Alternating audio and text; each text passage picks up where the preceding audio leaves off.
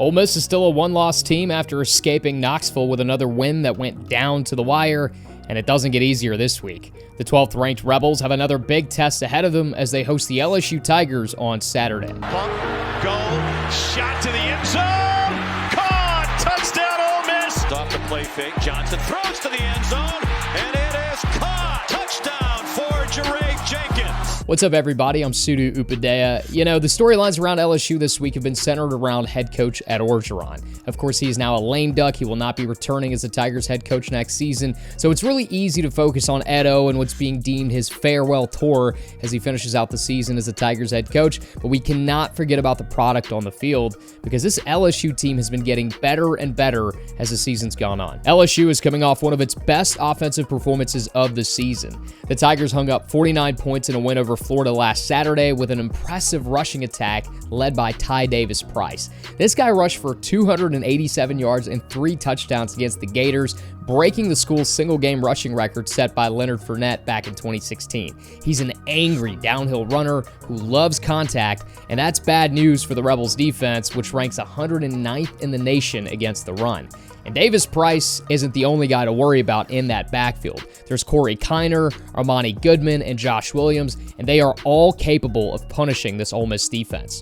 Now, taking a look at the Tigers' passing game, quarterback Max Johnson, who is the son of former Super Bowl winning quarterback Brad Johnson, is having a pretty good season, and nobody's really talking about him. Johnson's already thrown for more than 1,800 yards and 20 touchdowns with just 4 interceptions. Now, what helps is the plethora of pass catchers he has, and watching film on these guys, I gotta tell you, it is truly incredible how many weapons LSU has in the passing game. For starters, their star receiver Kayshon Boutte will not play. He's out for the season with a leg injury, but just listen to the stat line before the injury. 38 receptions, 309 yards, and 9 touchdowns. That was just in 6 games. So if you're an Ole Miss fan, you're probably thinking, whew, thankfully he's not playing. But like I said, they have many more weapons. Guys like Jack Bech, Jeray Jenkins, Deion Smith, Trey Palmer, Brian Thomas, Malik Neighbors, Cole Taylor, and Devontae Lee. LSU has 8 different receivers or tight ends that have at least 1 touchdown catch this season.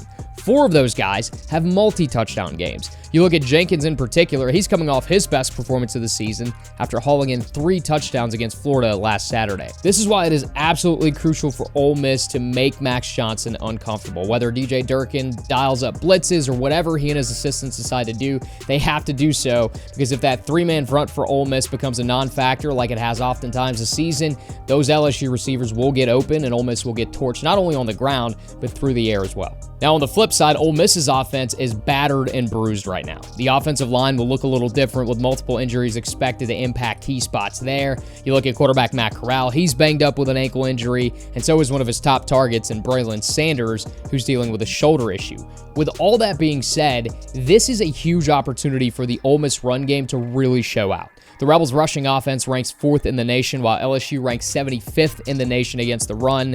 And although the Tigers' defensive front is talented, they've given up batches of yards against team. You look at that UCLA game, the Bruins ran for 210 on the ground against LSU. Then Kentucky put up 330 on the ground against the Tigers. So if Matt Corral is as hurt as head coach Lane Kiffin indicated earlier this week, then this needs to be a big game for Henry Parrish, Snoop Connor, and Jerrion Ealy. That is how you attack LSU. The good news for the Rebels in the passing game is the fact that Derek Stingley and Eli Ricks, LSU's top DBs and arguably the top cornerback tandem in the nation, are not playing. Ricks is out for the season, and Stingley is out indefinitely, but this Tiger defense does have a knack for snagging interceptions. 7 different Tigers have at least 1 interception this season, so this is going to be another big test for Matt Corral. Ole Miss fans, you're not going to like hearing this, but this has the makings of another shootout that goes down to the wire. I know we've experienced it a few times this season. Take your heart medications, because I feel like it's going to be that way. Both these teams should be able to run the ball really well against one another. I think that's going to open up the passing game for both sides, and once again, should be a high-scoring affair. The injuries on offense for Ole Miss, that's what truly concerns me. LSU has injuries as well, but they're LSU. They've recruited extremely well over the last few years. They have tons of talent to be able to step up. Ole Miss isn't quite there yet, obviously, with a second-year head coach and staff. They're still kind of getting all their guys in. but I still have more faith in Matt Corral and this banged-up Rebel offense than I do in Max Johnson and company. But in order for Ole Miss to win, it's not just going to be the Ole Miss offense. It's going to have to show out. This defense will have to do kind of what it did against Tennessee last week. Get some sacks, force a couple turnovers, and I think if that happens, Ole Miss gets a close one at the Vaught. But once again, it's such a bad time to be playing LSU for Ole Miss. LSU's heating up, and Ole Miss is suffering from a lot of injuries. With all that being said, though, I still got to go with the Rebels in this one. Contributing for the Ole Miss Spirit, I'm Sudu Upadea.